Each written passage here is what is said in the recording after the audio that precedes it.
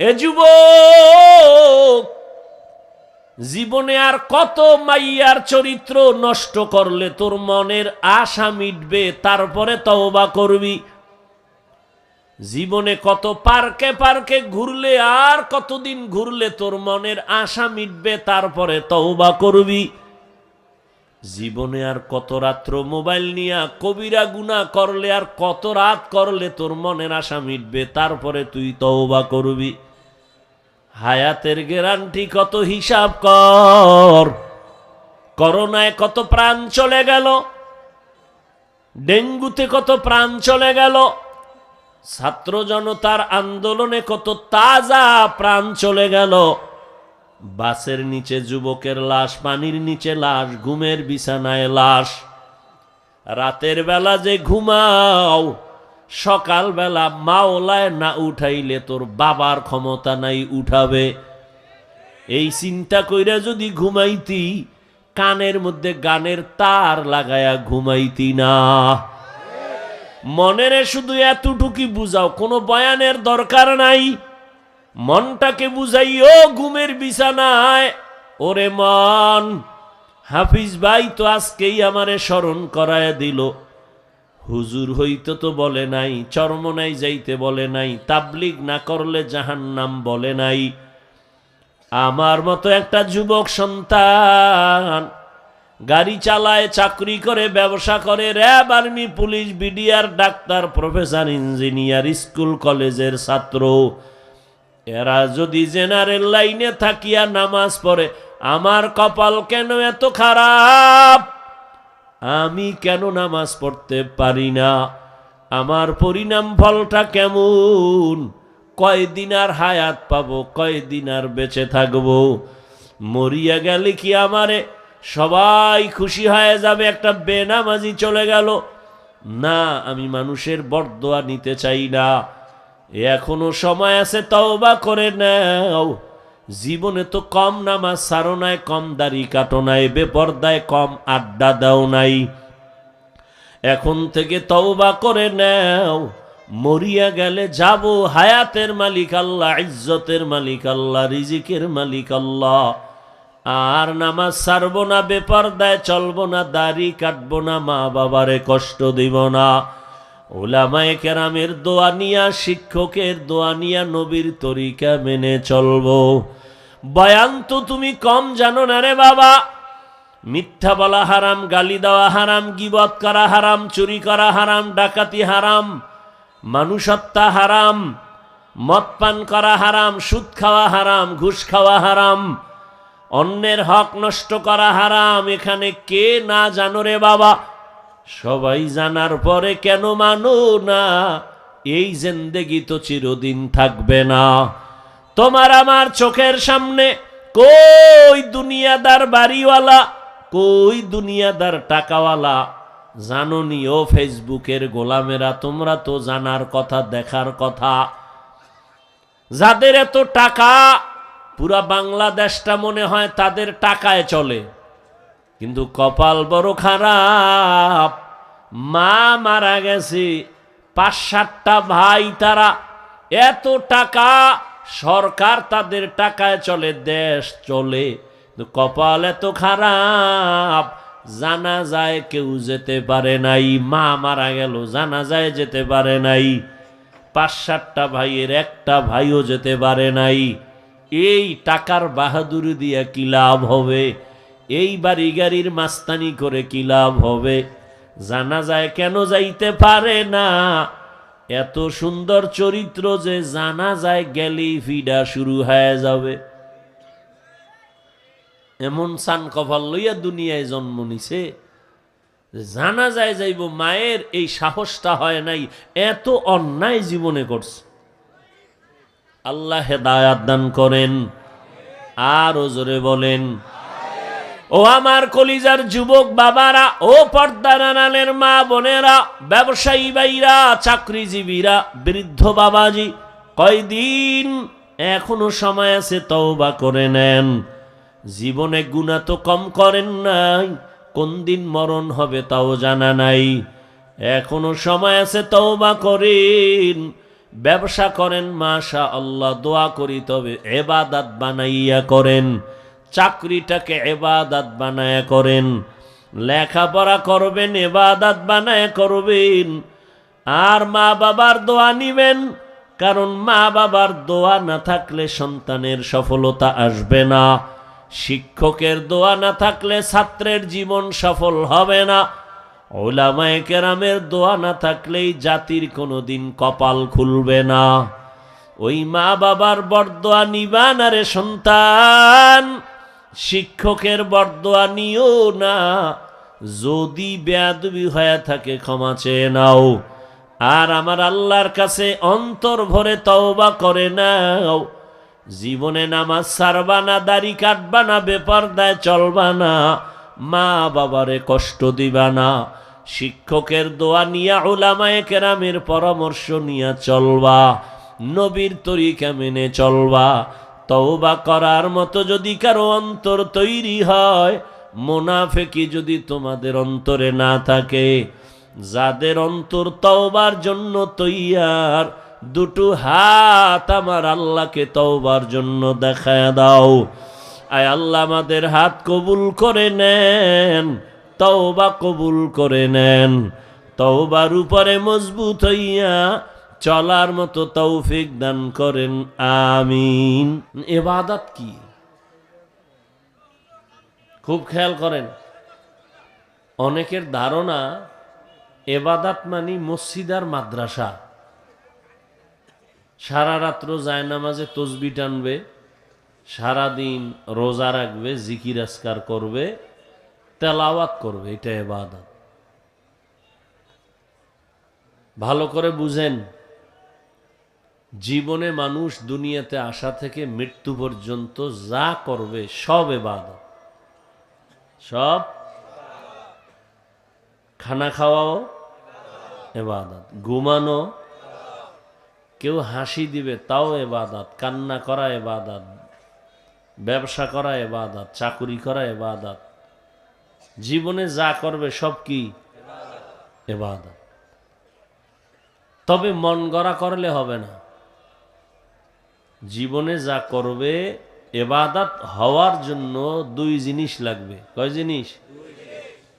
এক নম্বরে লাগবে পরিপূর্ণ আল্লাহ পাকের সন্তুষ্টি, দ্বিতীয় লাগবে মদিনাওয়ালা নবীর তরিকা, আদর্শ। কার আদর্শ? বলেন, কার আদর্শ? রহমাতুল্লিল আলামিনের আদর্শ। আল্লাহকে খুশি করতে গিয়া নবীর তরিকায় যা করবে সব। বাথরুমে যাবেন নবীর আদর্শ মতে, ইবাদত। নবীর আদর্শ মেনে পানি পান করবেন, ইবাদত।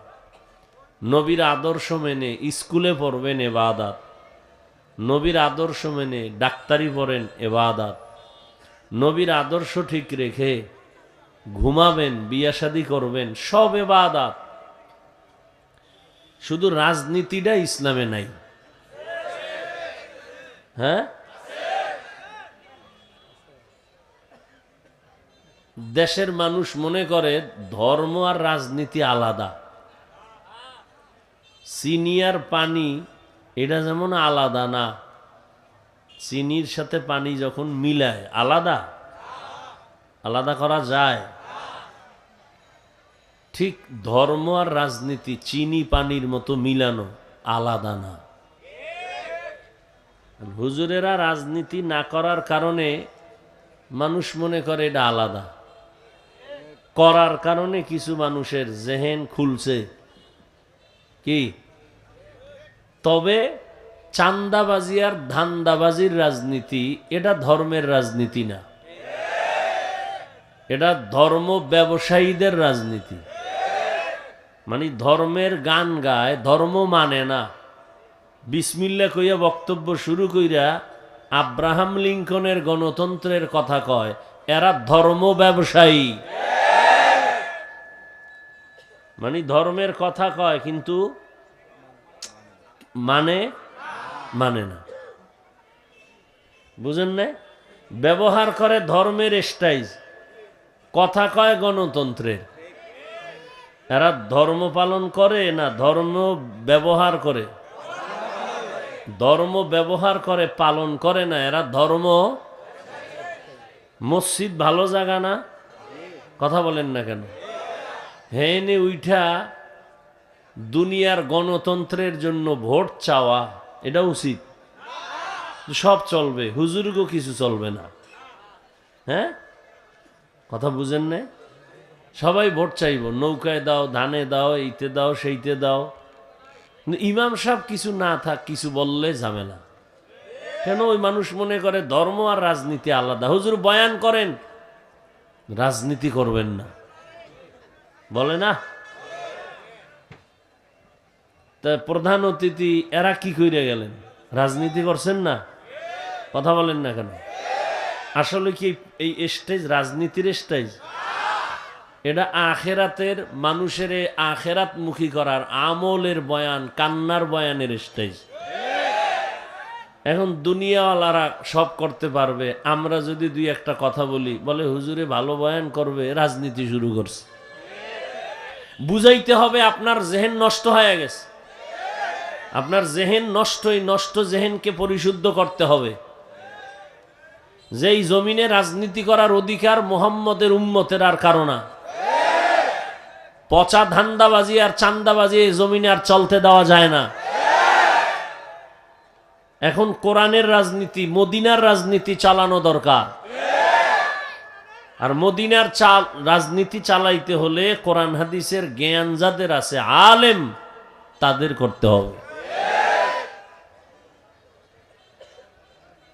মাথা গরম হয়ে যাইতেছে না? ওয়াজ হুনমু, এটা আবার কোন ওয়াজ? সুলাইমান বিলকিসের ঘটনা আসেনি? নবীজি রাষ্ট্র চালাইছেন, আবু বকর রাষ্ট্র চালাইছেন, সুলাইমান নবী চালাইছেন, ইউসুফ নবী চালাইছেন। তাদের ঘটনা কোরআনে নাই? তা কোন বেহায়ার মতো কেন বলেন ইসলাম বা কোরআনে রাজনীতি নাই? আপনার লজ্জা কোথায়? আপনি কিসের মুসলমান? ধান্দাবাজি চান্দাবাজি করতে করতে দিমাগ নষ্ট হয়ে গেছে। আল্লাহ হেদায়াত দান করুন। আপনি কুফুরি মতবাদের কথা বলবেন আর আমরা আল্লাহর দ্বীনের কথা বলবো, এতে সমস্যা। হ্যাঁ, তো এবাদাত, রাজনীতি করাও কি এবাদাত? কার আদর্শ মতে? রসুলের আদর্শ। রসুল রাজনীতি কইরা দেখাইছেন কোন ভাবে রাজনীতি করলে দেশ শান্ত থাকবে, মানুষ শান্তিতে থাকবে। নবী প্র্যাকটিক্যাল রাজনীতি করে দেখায় গেছেন। এই দুনিয়ার ধান্দাবাজেরাও জানে ইসলামী সঠিক সমাধান দেয়। সবাই মনে মনে ভাবে, মানে না কেন? মানলে ওগো চুরি আর দুর্নীতি করতে পারবে না। আল্লাহ হেদায়াত দান করুন। এজন্য নবীর আদর্শ আর কারো আদর্শ মানা যাবে না, হারাম। নবী আদর্শ দিয়েছেন কেমন পারফেক্ট, কিয়ামত পর্যন্ত আদর্শ চলবে। এর মধ্যে কোনো কারো থেকে ধার করা লাগবে না, সংশোধনী আনতে হবে না। আল্লাহ এভাবে তৈরি করে দিছেন। সব বিষয়ের সমাধান ইসলামে আছে না নাই? নবীর আদর্শ থেকে নাও। দেখেন তো, নবীর আদর্শের মধ্যে নখ কাটার নিয়ম আছে? সত্যটা বলেন। চুল কেমনে রাখবেন, কাটবেন, নিয়ম আছে? দুনিয়ার আর কার আদর্শের মধ্যে নখ কাটার নিয়ম আছে? চুল কাটার নিয়ম আছে? নাই।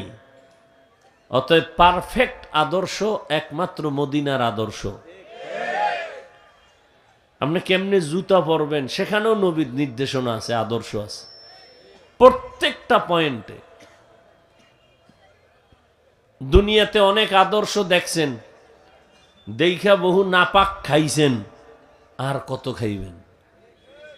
আর কত খাইলে আপনার মনের আশা মিটবে? এরপরে তওবা করবেন। এখনো সময় আছে, ফিরেন, মদিনার আদর্শ জীবনের আপন বানায় নেন। কারণ দুনিয়াতে যত আদর্শ সব নাপাক। আব্রাহাম লিঙ্কনের আদর্শ, মাও সেতুনের আদর্শ, লেনিনের আদর্শ, কার্ল মার্ক্সের আদর্শ, সব কি? এখানে যদি আপনারা কেউ বলতে পারেন সাহস কইরা, গায়ের জোরে না, যুক্তির ব্যানারে, যে না নবীর থেকেও শেখ মুজিবুর রহমান সাহেবের আদর্শ একটু ভালো, নবীজির থেকেও জিয়াউর রহমান সাহেবের আদর্শ ভালো ছিল, তাহলে আমি হাফিজুর রহমান নবীরটা বাদ দিয়া আমি জিয়াউর রহমান বা শেখ মুজিব সাহেবেরটা নিব, পারবা কেউ বলতে? বরং আমি বলে দিলাম পৃথিবীর সবার আদর্শ নাপাক, একমাত্র মদিনার আদর্শ পাক। দুনিয়ার মানুষের আদর্শ নাপাক কেন? ও খায় নাপাক, ওর দেমাগ নাপাক। 3 বেলা ভাত খাইয়া মদের বোতল নেয়, গাঞ্জা খায়, দাবি করে বুদ্ধিজীবী, চেহারার মধ্যে মানুষত্ব বলতে নাই, জুলুম করতে করতে জালেমের চেহারা হিংস্র প্রাণীর থেকেও খারাপ হয়ে গেছে। একটা হলো সামাজিক জুলুম, আর একটা হলো ব্যক্তিগত জুলুম। পরিবারের সাথে জুলুম, ভাইয়ের সাথে জুলুম, বউয়ের সাথে জুলুম, সন্তানের সাথে জুলুম, প্রতিবেশীর সাথে জুলুম, কর্মচারীর সাথে জুলুম আছে না নাই? জুলুমের বিচার মরার আগে হবে, রসুলের হাদিস। এজন্য সব আদর্শ নাপাক। কেন? তার দেমাগটাই কি খায়। আল্লাহ নাপাক খাওয়ার জন্য বানান নাই, কিন্তু ও খায়। কুত্তারে যত বিরিয়ানি দেন, ও পায়খানা না খাইলে ওর পেটটার ঠান্ডা। মানুষ কুত্তা না, কিন্তু স্বভাব কুত্তার। ওরে যা বয়ান দিবেন, এরপরও ওর সুদ ঘুষ না খাইলে ওর শান্তি নেই। ওর মাইয়া ফোলাডির রক্ত হারাম না বানানো পর্যন্ত ওর শান্তি নেই। আল্লাহ হেদায়াত দান করুন। রহমতের নবীর আদর্শ পাক কেন? নবী নিজেই পাক। কেমন পাক? আম্মা জান আয়েশা রাদিয়াল্লাহু আনহা বলেন, রহমতের নবীর ঘাম আমি বোতলের মধ্যে ভরে রাখতাম। এতটা ঘ্রাণ নবীর ঘাম, বড় বড় অনুষ্ঠানে নবীর ওই ঘাম আতর হিসাবে ব্যবহার করতাম। আপনার ঘামের আতরের ঘেরা নাই? হ্যাঁ, পাশে দাঁড়াইলে নামাজ যায় যায় দিন। হ্যাঁ, পোশাকের অবস্থা তো আরো খারাপ। আরে শীত আইছে, গোসলও করবে না, অলুমান গোসলও করবে না ঠিক মতো। স্মার্ট মানুষ, স্মার্ট। কতদূর ক্রিম মাখলে স্মার্ট হয়? সারা রাত করবে মোবাইল লইয়া আকাম। চেহারা সুন্দর হলে কি হবে? দুনিয়ার মানুষ বলে দিন বদলে দাও, পত্রিকায় লেখে দিনকে, এই বেটা মোবাইল বন্ধ করো। মোহাম্মদের উম্মত হইয়া সারছো, নাইলে ঘুমের ভিতরে দেখতা চেহারা নষ্ট হয়ে গেছে। শুধু মোহাম্মদের উম্মত হইয়া সারছো। যে আকাম চলে, আল্লাহ হেদায়াত দান করুন। কি কথা বলতেছিলাম জানি?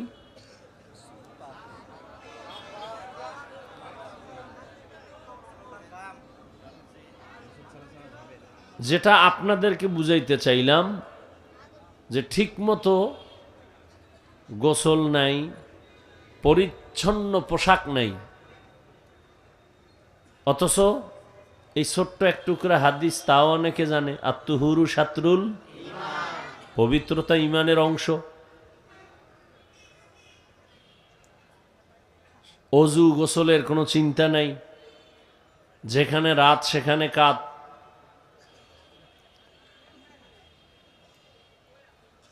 এজন্য রসুলের আদর্শ পবিত্র, কারণ রসুল আমার নিজে পবিত্র।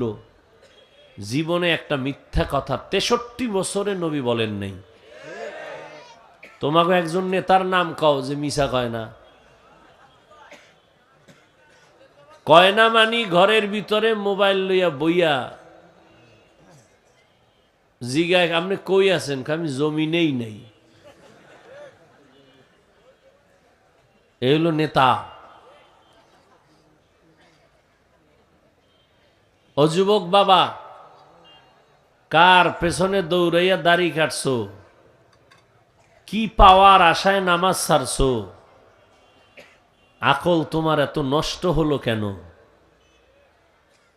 মহামারী করোনায় কে কার খবর নিল? ব্যবসা বন্ধ, চাকরি বন্ধ, ট্রেন বন্ধ, ফ্যাক্টরি বন্ধ, স্কুল বন্ধ, কলেজ বন্ধ। হিসাবটা ভুলে যেও না, ওই সময় কঠিন সময়, গোটা দুনিয়া কঠিন। সেই সময় কোরআনের মাদ্রাসা বন্ধ হয় নাই, কোন হুজুর ভিক্ষা করে নাই। তুমি 3টা মাস্ক লাগায় বসে আছিলা, মরবা না করোনা। আর শত করোনার লাশ এদেশের হুজুর আলেমরা কাঁধে নিছেন, গোসল করাইছেন, কাফন পরায়া, জানাজা পড়ায়া কবরে রাখছেন। একজন হুজুরও মরে নাই করোনাই। আর তুমি 3টা লাগাইছো মাস্ক, মরবা না। এজন্য আমি বলি, এই দুনিয়াতে তুমি যার পিছনে ঘুরা নামাজ ছাড়ছো, দাড়ি কাটছো, এরা সব তোমার দুশ্মন। স্বার্থে আঘাত লাগলে দল থেকে নাম কাটবে না, কল্লা কেটে দিবে। তোমার জীবনের একমাত্র কলিজার আপন বন্ধু যদি কাউকে খুঁজো, আল্লাহর জাত ও সিফাতের কসম, তোমার নিঃস্বার্থ প্রিয় কলিজার বন্ধু শুধু উলামায়ে কেরাম, আর কেউ না, আর কেউ না। এই নজির বাংলাদেশে কম দেখায় নাই। রোহিঙ্গাদের সামনে ওলামায়ে কেরাম যেই পরিমাণ সহযোগিতা করছে, কোনো স্বার্থ। অন্য যারা করছে এনজিওর গোষ্ঠী পাগল হয়ে গেছে হেডিরে অগদলে নেওয়ার লেগে। কিন্তু হুজুরেরা নিঃস্বার্থে হালাল, 1 টাকা হারাম নাই, নিজে কম খাই ওই টাকা রোহিঙ্গাদেরকে দিছে। এরপরেই যত বন্যা দুর্যোগ, প্রত্যেকটা ক্ষেত্রে উলামায়ে কেরামের অগ্রণী ভূমিকা, হালাল পিওর অনুদান। ছাত্র জনতার বৈষম্য বিরোধী আন্দোলন সফল হয়েছে সেদিন উলামায়ে কেরাম ছাত্র নিয়ে মাঠে নামছেন যেদিন।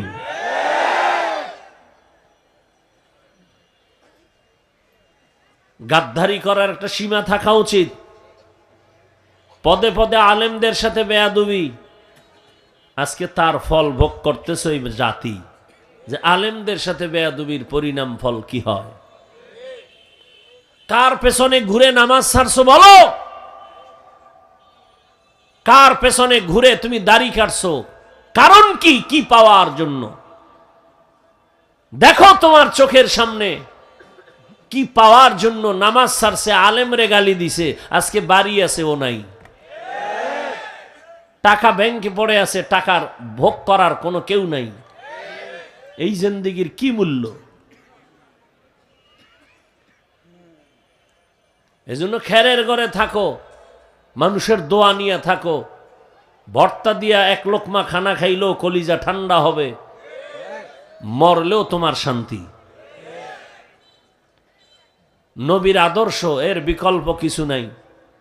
তাবলীগওয়ালারা এত মেহনত করে বলে যে আমরাই হক, আমাগো দলে আসো, এটা বলে। সবার এক কথা, নবীর আদর্শ মানো। আচ্ছা, আমাকে হুজুর হইতে কিন্তু বলি নাই যে আপনারা সব হুজুর হয়ে যান, এটা বলছি? কেউ বলে না, কোনো ভয় নাই। যে ব্যবসা করেন আপনি ব্যবসা করেন, আলহামদুলিল্লাহ, ধন্যবাদ, তবে ইবাদত বানায় করেন। যে চাকুরি করেন আপনি চাকুরি করেন, আলহামদুলিল্লাহ, তবে চাকুরিটা ইবাদত বানায়া করেন, আপনার চাকরিই জান্নাত। যে লেখাপড়া করেন স্কুল কলেজ ভার্সিটিতে, আপনি লেখাপড়াই করেন, ডাক্তার হন, ইঞ্জিনিয়ার হন, তবে ইবাদত বানায়া জীবনটা চালান, ওই ডাক্তার হওয়াই আপনার জন্য জান্নাত। এবার একটু চোখের সামনে দেখেন তো, আপনাদের লাইনের মানুষ জীবনে মাদ্রাসায় পড়ে নাই, জেনারেল লাইনের doctor, engineer, professor, OC, DC, SP, RAB, police, BDR, army, 5 বেলার নামাজি, দাড়িওয়ালা, সত্য বলবেন আছে না নাই? আর কোনো ওয়াজের দরকার নাই, কোনো ওয়াজ দরকার নাই, শুধু ওয়াজেই শেষ। আপনার লাইনের মানুষটা যদি রাস্তায় গাড়ি চালায় নামাজ পড়ে, আপনি কেন পারেন না? আর কোনো হুজুর টুজুর দরকার নাই, আপনার ওয়াজ শেষ। আপনার মতো ব্যক্তি জেনারেল লাইনে থেকে ব্যবসা করে, হালাল খায়, দাড়িওয়ালা, নামাজ পড়ে, আপনি পারেন না কেন?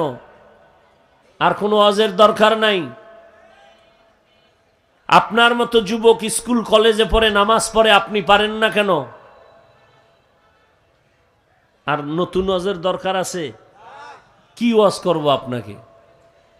আপনি তো আগ্রহ ভরে বসছেন, ফজর পড়েন নাই, জহুর পড়েন নাই, আসর পড়েন নাই, মাগরিব পড়েন নাই, এশাও পড়েন নাই। বয়ান শেষে উঠে দৌড়ায় চলে যাবেন, মোবাইল হাতে নিয়ে আবার সারা রাত গুনাহ করবেন, ফজর পড়বেন নাই, বয়ান কি হবে?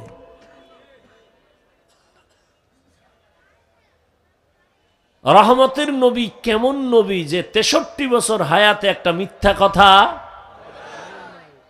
কোনদিন কাউকে একটা গালি, হাজারো গালি নবীকে দেওয়া হয়েছে, নবী একটা গালির জবাবও দেন নাই। এমন কি রহমতের নবী কোনদিন দুটো চোখ খুলে গরম ভাবে কারো দিকে তাকান নাই। কেমন নবী! এই জন্যই নবীকে দেখার জন্য গর্তের পিপিলিকা পর্যন্ত আরজি পেশ করে, হে আল্লাহ, রহমতের নবীর একটা নজর দেখার সুযোগ করে দাও। গর্তের সাপ অপেক্ষা করে নবীর এক নজর দেখবে। রহমতের নবী রাস্তা দিয়া যখন চলতেন, দুপার্শ্বের গাছগুলো নত হয়ে নবীরে সালাম দিত।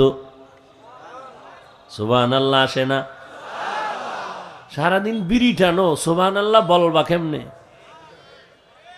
যেই গিবত গালাগালি জবানে করো, মিথ্যা কথা বলো, ওই জবানে সুবহানাল্লাহ কেমনে আসবে?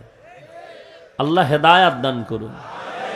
ওয়ামা খালাকতুল জিন্না ওয়াল ইনসা ইল্লা লিয়াবুদুন। আল্লাহ বলেন, আমি মানুষ আর জিন ইবাদতের জন্য আমি বানাইলাম। তুমি চাকরি করো ইবাদত, ব্যবসা করো ইবাদত, খানা খাও ইবাদত, তুমি ঘুমাও ইবাদত, নবীর আদর্শ মেনে তুমি ঘুমাও ইবাদত, ঘুমও হবে, সওয়াবও হবে। জুতা আপনারা পরেননি, আমিও পরি, তবে নবীর আদর্শ মতো পরবেন ইবাদত। আপনি তো জুতা পরেন, আমিও পরি, নবীর আদর্শটা ফলো করে পড়লেই হয়, কোনো কষ্টের কিছু না। রহমতের নবী বলেন, ডান জুতায় ডান পা আগে ঢুকাও, এরপরে বাম পা বাম জুতায় ঢুকাও। দুই জুতার কোন পা আগে ঢুকবে? নবীর আদর্শ, দোনো পায়ে জুতা ঢুকাইয়া দোনো পাও লেভেল পজিশনে দাঁড় করাও। এরপরে যখন তুমি আবার কদম দিবা, ডান পা দিয়া কদম শুরু করো, সুন্নত। এটাই নবীর আদর্শ। তোমার কদম দেওয়াটা ইবাদত হয়ে গেল। রাস্তা দিয়া যখন তুমি চলবা, রাস্তার ডান দিক দিয়া তুমি চলো, নবীর আদর্শ। নজরটা নিচের দিকে রাখো, নবীর সুন্নত। এটা কষ্টের কিছু? হ্যাঁ, পানির পিপাসা লাগছে, আপনিও পানি পান করবেন, আমিও করব। ইবাদত বানায় করেন, সওয়াবও হবে, পিপাসাও মিটবে। কিন্তু আপনি তো ইবাদত বুঝেনই না। পানি দেখা মাত্র আপনার বাম হাত দ্রুত চলে গেছে, বোতলটা ধইরা ডান হাত দিয়া মুখাটা খুইলা বাম হাত দিয়া টান দিলেন, এক টানে আধা লিটার নাই। আমি ওই পানিটা আমি যখন পান করি, ভুলেও বাম হাত যায় না, দ্রুত ডান হাত চলে গেল। বাম হাত দিয়া মুখাটা খুইলা বোতলের পানিটা আমিও মুখে নিলাম, আধা লিটার পানি আমিও টানছি, তবে 3টা ধাপে টান দিছি, 3 শ্বাসে। রসুলের সুন্নত ইবাদত হয়ে গেল, সওয়াবও পেয়ে গেলাম। বয়ানের পরে বাড়ি যাবেন, আমিও বাসায় যাব। আপনারা ঘরে গিয়া মোটামুটি যারা একটু মানের তারা ফ্রেশ হবে, যাগো মান নাই ওরা কাইত হয়ে ভুইরে ঘুমায় যাবে। ফ্রেশ হবেন, আমিও ফ্রেশ হব। ফ্রেশ হওয়া মানে আপনি হাত ধুইবেন, চেহারাটা ধুইবেন, পা ধুইবেন, আমিও তাই করব। তবে আমি চেহারাটা পুরা অংশ ধুইব, হাতের কনু পর্যন্ত ধুইব, পায়ের গিরা পর্যন্ত ধুব। আমারটা অজু হয়ে যাবে, এবাদাত হবে, সওয়াব হবে। আপনার ফ্রেশ হবে ঠিক, এবাদাত হবে না। কারণ নবীর আদর্শ ছাড়া নামাজ পড়লেও নামাজ এবাদাত হবে না। একজনে মাগরিবের নামাজে দাঁড়াইয়া 3 রাকাত পড়তে গিয়া শেষের রাকাতে চিন্তা করলো বেজোর রাইখা লাভ কি, আল্লাহরে আরো 2টা সেজদা বাড়াইয়া 4 রাকাত করি, জোরবা নাই। আল্লাহর জন্যই আরো 1 রাকাত বাড়াইয়া 2 সেজদা দিছে।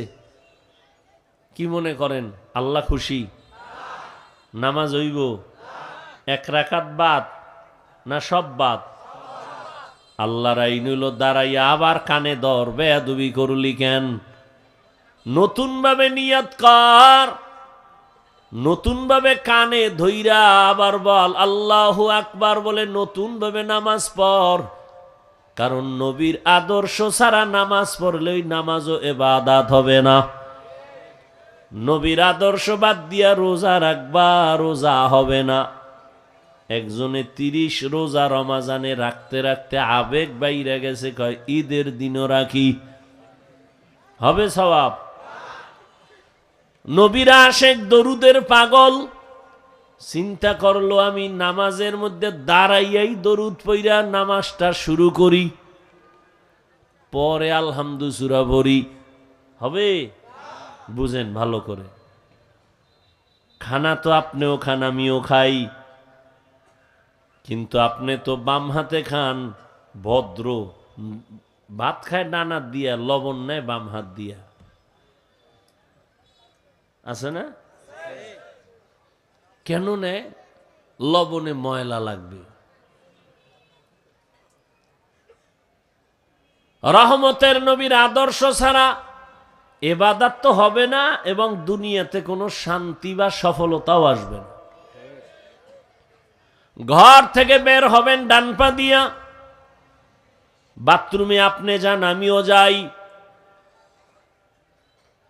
নবী বলেন ইবাদত বানায় বাথরুমে যাও, বাম পা দিয়া ঢুকো, খালি পায়ে খালি মাথায় বাথরুমে যাইও না। কারণ বাথরুম হলো জিন শয়তানের আড্ডাখানা। খালি পায়ে খালি মাথায় বাথরুমে যাইবা না। ঢুকার আগে দোয়া পড়ো, পারি না বললে বিসমিল্লাহ পড়ে ঢুকো। বাথরুমে গিয়া বাম পায়ের উপরে ভর করে বসো, এরপরে হাঁটুর উপরে কাপড় উঠাইও না। দ্রুত আবার বের হও, ডান পা দিয়া বের হও। বের হইয়া এতটুকু দোয়া পড়ো, না পারলে শুধু আলহামদুলিল্লাহ পড়ো। বাথরুমে যেই সময়টা কাটাইছো সওয়াব হবে, ইবাদত হবে নবীর আদর্শ মানার কারণে।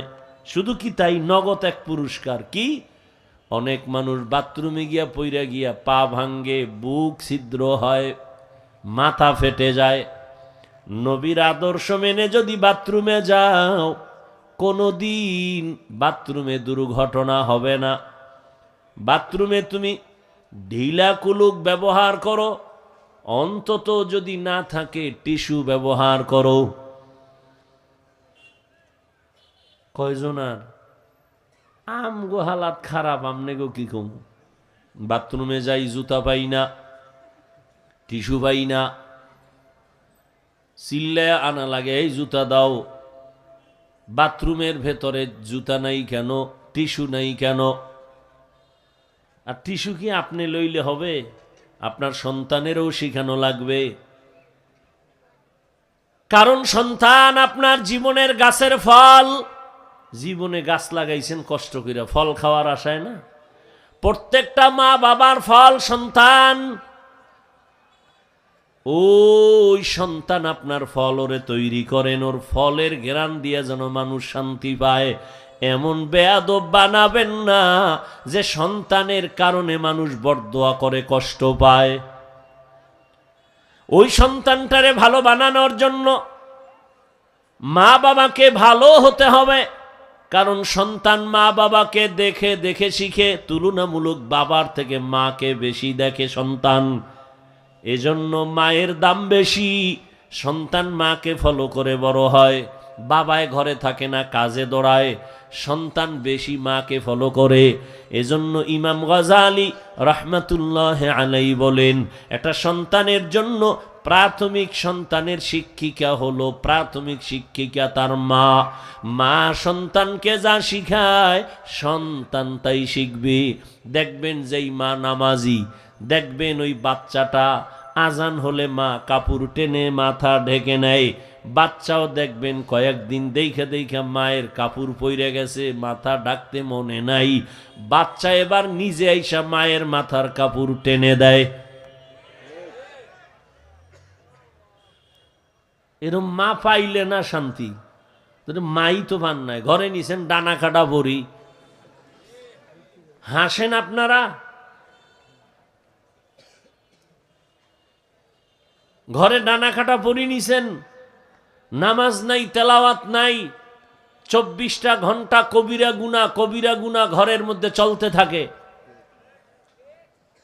এরপরে কিছুদিন পরে বলে স্বামীকে, তোর মায়ের ডানা খারাপ, কেটে দাও। পরে বলে আমার শ্বশুর মিয়া, তোমার বাবার ডানাও খারাপ, কেটে দাও। ওই কুলের বলদ তখন কয় কি করমু, কয় আলাদা বাসা ল। বউয়ের কথায় আলাদা বাসা লইয়া সেখানে যাইয়া বউ একদিক, ওই ছেলে আর একদিক। কিছুদিন পরে কয় তোমার ডানাও খারাপ, তোমার ডানা কেটে ফকির বানায়া হিজরত করলাম। এই হলো ডানা কাটা পরীর ফলাফল। আমি হাসির কথা বলি নাই, ধ্যান করে চিন্তা করলে চোখে পানি আসার কথা, আমি হাসির কথা বলি নাই। ইবাদত, 5 বেলার নামাজ পড়ো, রহমতের নবীর আদর্শ মেনে চলো, ব্যবসা করো, ইবাদত। দোকানে লেখবা না বিক্রি করা মাল ফেরত নেওয়া হয় না, যারা লেখছে তারা ধোঁকাবাজ। লিখে দাও অবশ্যই বিক্রি করা মাল ফেরত নেওয়া হয়। তাহলে তুমি সত্যবাদী ব্যবসায়ী। কাস্টমারের কোনোদিন মিথ্যা কথা বলবা না, কসম কাটবা না। কাস্টমারের সাথে সত্য কথা বলিয়া বইল, আমার একটা কাপড় আনছি, কিনতে লাগছে 150, খরচ হইছে 50, 200, 250 টাকা না দিলে আমার ব্যবসা থাকে না। দেখবা কাস্টমারের বুলেট মারলেও তোমার দোকান ছাড়বে না, কারণ তুমি সত্য কথা বলছো। এই সততাই তোমার জীবনের পুঁজি। নবী বলেন, আমি মুহাম্মদ ওয়াদা করলাম, যদি মানুষের সাথে ভেজাল না করো, নামাজ পড়ো, সত্য কথা বলো, আমি মুহাম্মদের সাথে তোমার জান্নাত। ইবাদত হিসাবে বান্দা চাকরি করো, কাম করো, টাকা পয়সা অর্জন করো, হারাম না। আমার সন্তান হালাল টাকা খায়া বড় হবে, আমার পরিবার বড় হবে, সুন্দর সংসার হবে, ফুলের বাগানে ফুল ফুটবে, হালাল। ইবাদত বানাইয়া জীবনটা চালাও।